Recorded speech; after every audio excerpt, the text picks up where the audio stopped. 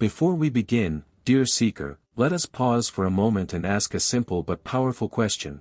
What do we truly mean when we say, happiness? In our daily lives, we often use this word to describe moments of pleasure, comfort, success, or excitement. We feel happy when things go our way, when we are appreciated, when we are loved, or when we get what we desire. Yet, if we look closely, we may notice that these forms of happiness rarely stay for long. They rise, they fade, and then they ask for more. The Buddha noticed this pattern more than 2,500 years ago. He saw that most human beings are not actually seeking pleasure alone, they are seeking security. We want a happiness that does not betray us when circumstances change. We want something that remains even when youth fades, relationships shift, or uncertainty appears. In the ancient Buddhist texts, such as the Dhammapada and the teachings on the Four Noble Truths, the Buddha did not promise a life without difficulty. Instead, he offered something far more profound, a way to understand why we suffer, and how to become free from the inner causes of that suffering. His approach to happiness was not based on belief, blind faith, or wishful thinking. It was based on careful observation of the mind, the heart, and the nature of reality itself.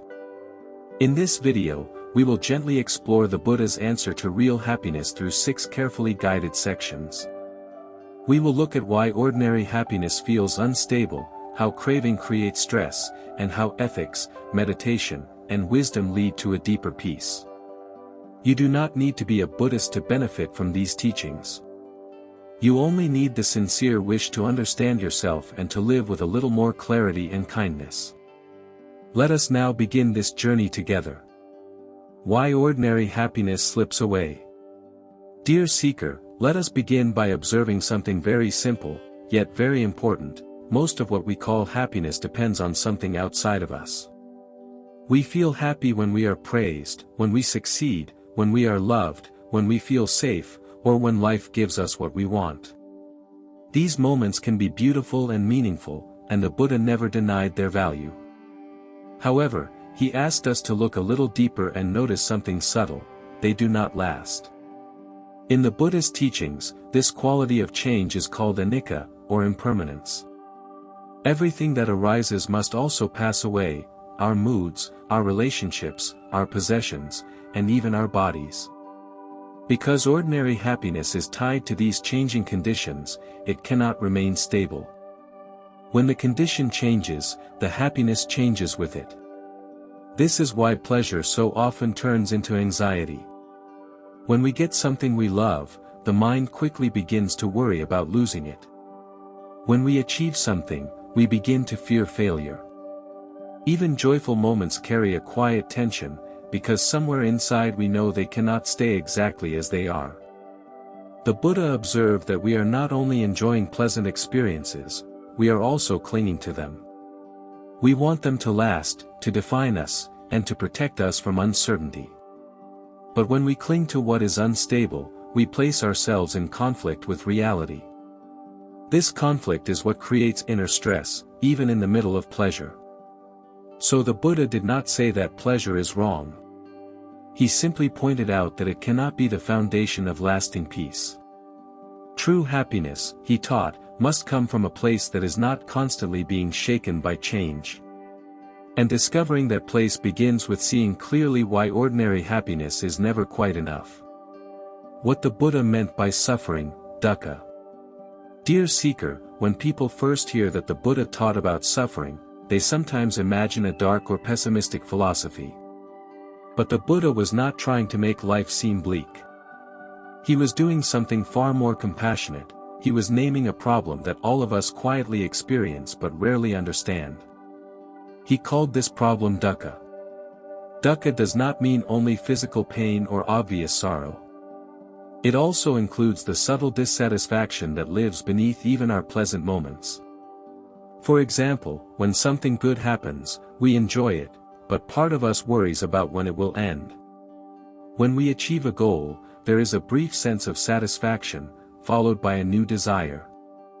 Even in comfort, the mind remains slightly restless, as if something is still missing. The Buddha noticed that this unease comes from the way we relate to experience. We want things to be permanent, reliable, and fully under our control. But life does not function that way. Bodies age, relationships change, feelings rise and fall, and circumstances shift without asking our permission. Because of this, the heart becomes tense, always trying to hold on to what is pleasant and push away what is unpleasant. In the second noble truth, the Buddha identified the engine of this tension, craving. This is not simply wanting something, it is the inner insistence that things must be a certain way for us to feel okay. I must have this. I must not lose that. I must be this kind of person. This craving turns natural change into emotional suffering. It is like gripping water in your hand, the tighter you squeeze, the more you lose. But here is the hopeful part. The Buddha taught that if suffering has a cause, then it also has an end. By understanding craving and learning to let go, we do not become empty, we become free. The first real happiness, ethical living, sila. Dear seeker, after understanding suffering, the Buddha did not ask us to escape the world or reject life. Instead, he began with something very practical, how we live each day. This is called sila, or ethical conduct, and it is the first form of real happiness on the Buddhist path. Many people think of ethics as rules imposed from outside, but the Buddha saw them as a way to protect the mind. Every action we take leaves an imprint on our heart. When we lie, harm, manipulate, or act out of greed, we may gain something in the short term, but inside we create tension. The mind becomes uneasy, defensive, and restless. We may not always notice it clearly, but this inner disturbance quietly erodes our peace. When we live with honesty, kindness, and responsibility, something very different happens. We begin to trust ourselves.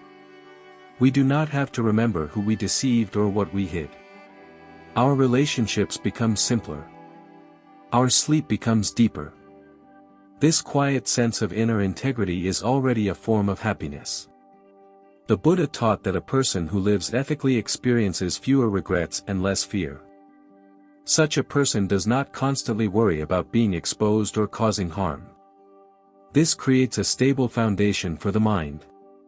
And a stable mind is essential for deeper joy and insight. Ethical living does not make life boring or rigid. It makes it lighter. When we stop creating unnecessary harm, we stop carrying unnecessary weight. This is why the Buddha placed sila at the very beginning of the path. Before we can still the mind or see clearly, we must first stop wounding ourselves and others. In doing so, we discover the first taste of true happiness, the peace of being in harmony with our own heart. A deeper happiness, meditation and inner stillness. Dear seeker, once our life becomes more balanced through ethical living, the Buddha invites us to explore a deeper level of happiness, the happiness that comes from training the mind itself. This training is called samadhi, or meditative stability. It is here that we begin to discover that peace does not have to depend on external circumstances. Most of the time, the mind is constantly moving.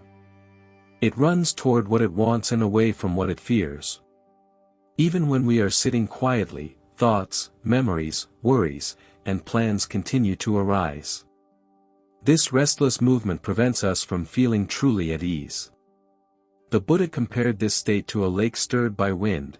No matter how beautiful the water is, it cannot reflect anything clearly while it is disturbed. Through mindfulness and meditation, as taught in texts like the Satipatthana Sutta, we gently train the mind to become present. We learn to notice the breath, the body, and our thoughts without chasing them or pushing them away. Slowly, the waves begin to settle. As the mind grows calmer, a new kind of happiness appears. It is not excitement or pleasure, but a quiet sense of contentment, clarity, and ease. The Buddha described this as a joy that arises when the mind is unified rather than scattered. Unlike ordinary pleasures, this happiness does not depend on having or achieving something. It comes simply from being fully here.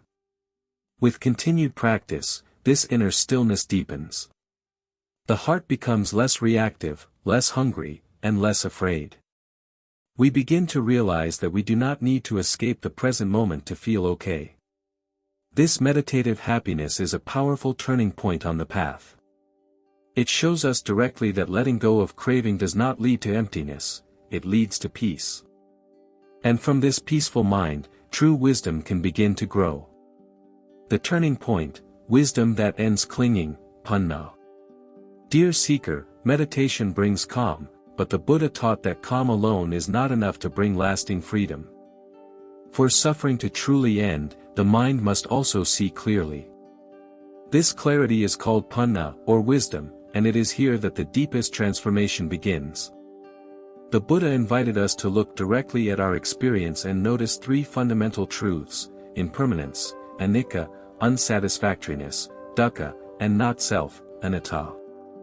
At first, these may sound abstract, but they are meant to be observed in everyday life. Our feelings change, our thoughts change, our bodies change. Even our sense of who we are is constantly shifting. When we look honestly, we cannot find anything that stays the same from one moment to the next. Yet, despite this, we keep trying to build a solid identity. We say, "This is me.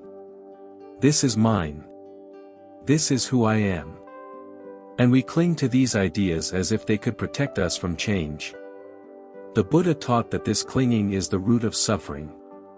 When what we cling to changes, and it always does, we feel threatened, hurt, or lost. Through mindful observation, we begin to see that what we call the self is actually a flow of experiences, sensations, emotions, thoughts, and habits arising and passing away. When this is deeply understood, something relaxes inside us. We no longer have to defend a rigid image of who we are. This is not a loss, it is a relief. The heart becomes lighter. The mind becomes more flexible and compassionate. We begin to experience a freedom that does not depend on controlling life. This wisdom is what truly loosens the chains of craving.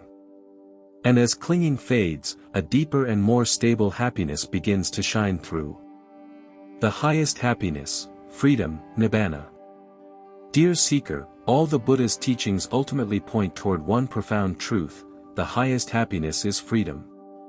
This freedom is called nibbana, a state not created by effort or desire, but revealed when craving and confusion come to an end. Throughout our lives, we are pushed and pulled by wanting and fearing. We want pleasure, recognition, security, and control. We fear loss, pain, uncertainty, and death. This constant inner struggle keeps the mind restless. Even when life is going well, we remain uneasy, because we know it could change at any moment. Nibbana is the ending of this struggle.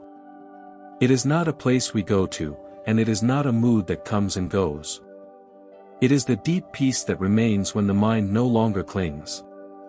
The Buddha described it as the extinguishing of a fire, not the destruction of life, but the cooling of the burning caused by greed, hatred, and delusion. When these fires are no longer feeding on craving, the heart becomes still and clear. One can enjoy life without being possessed by it. One can love without fear of losing oneself. One can face change without being broken by it. The Buddha emphasized that this freedom is not reserved for a few special people. Every moment in which we let go of unnecessary grasping is already a step toward nibbana. Each time we choose awareness over habit, kindness over anger, and understanding over fear, we taste a little of this highest happiness. So real happiness, in the Buddha's teaching, is not about getting more from the world. It is about needing less. And in that gentle letting go, we discover a peace that nothing can take away. A gentle closing for the seeker. Dear seeker, as we come to the end of this journey, let us take a quiet moment to reflect on what we have explored together. The Buddha's teaching on happiness is not a promise of constant pleasure, nor is it an escape from the difficulties of life.